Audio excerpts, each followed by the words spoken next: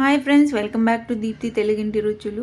ఈరోజు మన కిచెన్లో protein rich and healthy potato meal maker curry ఎలా చేయాలో చూద్దాం. ఈ కర్రీ మనకైతే రైస్, చపాతీ, రోటీ లేకపోతే పలావ్తో అయితే చాలా టేస్ట్గా ఉంటుందండి. 1 పొటాటోని తీసుకొని పీల్ తీసేసి చిన్నగా కట్ చేసి పెట్టుకుందాం. అలాగే ఆనియన్, టమాటోని కూడా కట్ చేసి పెట్టుకుందామండి. మనం కట్ చేసుకున్న పొటాటోను అలాగే మిల్ మేకర్ను కుక్కర్లో వేసి వాష్ చేసి ఒకసారి మళ్ళీ వాటర్ పోసి 2 విజిల్స్ వచ్చేంత వరకు ఉంచండి.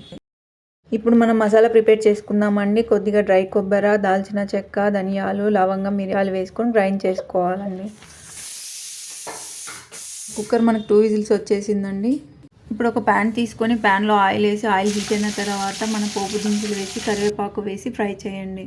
ఆనియన్స్ వేసి ఆనియన్స్ బాగా గోల్డెన్ బ్రౌన్ కలర్ వచ్చేంత వరకు ఫ్రై చేయండి. ఇందులోకి టమాటో వేసి టమాటోని కూడా ఫ్రై చేయండి. మనకు టమాటో అయితే కొంచెం రా స్మెల్ ఉంటుంది. ఆ రా స్మెల్ పోయేంత వరకు టమాటోని ఫ్రై చేయాలండి. ఇప్పుడు ఇందులోకి అల్లం పేస్ట్ వేద్దామండి. అల్లం, వెల్లుల్లి నేను గ్రైండ్ చేసుకున్న పేస్ట్ అండి ఇది.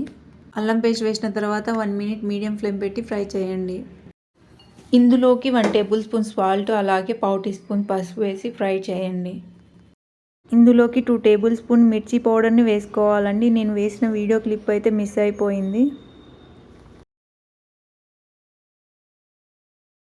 ఆయిల్ సెపరేట్ అయ్యేంత వరకు ఇలా ఫ్రై చేసుకొని ఇందులోకి మనం వాటర్ అయితే యాడ్ చేసుకోవాలండి. ఈ కర్రీకి మనం వాటర్ ఎక్కువ తీసుకుంటేనండి టేస్ట్ బాగుంటుందండి. లేదంటే మీరు తక్కువ కూడా తీసుకోవచ్చు వాటర్ క్వాంటిటీని. వాటర్ వేసిన తర్వాత 3 మినిట్స్ మీడియం ఫ్లేమ్ పెట్టి బాయిల్ చేయండి. అలాగే ఇప్పుడు మనం ప్రిపేర్ చేసుకున్న మసాలా పొడిని ఇందులో వేసి ఒక 3 మినిట్స్ మీడియం ఫ్లేమ్ లేదా హై ఫ్లేమ్ పెట్టి బాయిల్ చేసుకోవచ్చండి. బాయిల్ అయిన తర్వాత మనం బాయిల్ చేసుకున్న పొటాటోని అలాగే మిల్ మేకర్ని ఇందులో వేసుకోవాలండి. మిల్ మేకర్ అంటే చాలామందికి తెలియదండి. మిల్ మేకర్ అంటే సోయా చంక్స్. సోయా చంక్స్ని అలాగే పొటాటోని మనం ముందుగానే బాయిల్ చేసుకున్నాం కదండి. ఇప్పుడు ఎక్కువ బాయిల్ చేయాల్సిన అవసరం లేదండి. జస్ట్ మీడియం ఫ్లేమ్లో 2 మినిట్స్ బాయిల్ చేసుకోవాలండి ప్లేట్ కవర్ చేసుకొని.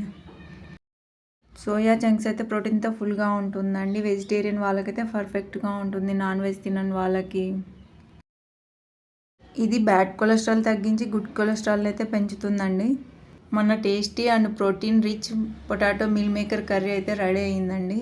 మీ అందరికైతే ఈ రెసిపీ నచ్చిందని నేను అనుకుంటున్నానండి. నచ్చితే లైక్ చేయండి, కామెంట్లో అయితే ఫీడ్బ్యాక్ ఇవ్వండి. మరిన్ని ఈజీ అండ్ టేస్టీ రెసిపీస్ కోసం మన ఛానల్ ఎవరైనా ఫస్ట్ టైం చూస్తున్నట్టయితే సబ్స్క్రైబ్ చేయడం మాత్రం మర్చిపోకండి.